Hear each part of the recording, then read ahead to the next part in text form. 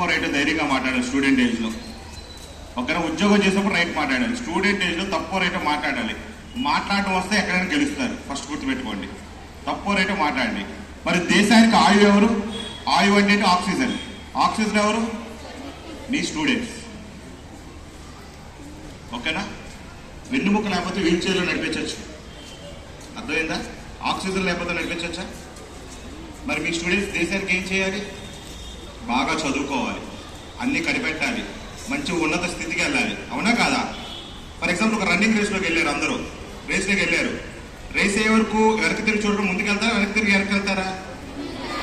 చదువు కూడా అంతే. It is a race. చదువు అయ్యే వరకు మన ఎయిమ్ అంతా మన టార్గెట్ మీద ఉండాలి. టార్గెట్ అచీవ్ అయ్యే వరకు అటే వెళ్తూ ఉండాలి. పక్కకి సెల్ ఫోను, పక్క క్లాస్ వాడు సెల్ ఫోన్ తెచ్చాడు, పక్క ఇంట్లో ఐఫోన్ కొన్నాడు, లేకపోతే వేరే వాళ్ళు బండి కొన్నారు, ఇవన్నీ కాదు. మనకి చిన్నప్పుడు టీచర్స్ చెప్తూ ఉంటారు కదా, ఏది పోయినా మన దగ్గర నుంచి దోచుకెళ్ళేది ఒకటి ఉంటుంది, ఏంటి? చదువు. మిడిల్ క్లాస్ వాళ్ళకి లేదా ఎవరికైనా సరే, not about middle class, higher class, anyone అమ్మా, ఎవరికైనా సరే చదువు అనేది జ్ఞానాన్ని నేర్పిస్తుంది, సంస్కారం నేర్పిస్తుంది.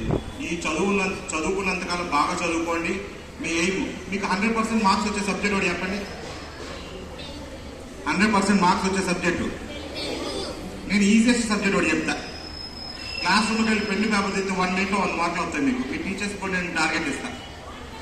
తెలుగులో 100 వస్తాయి. ఇప్పుడు పబ్లిక్ ఎగ్జామ్స్ లో తెలుగు టీచర్ ఉన్నారండి ఇక్కడ. మ్యాథ్స్ అనుకుంటే ఎక్కువ వస్తాయి. మ్యాథ్స్ 100 రావా?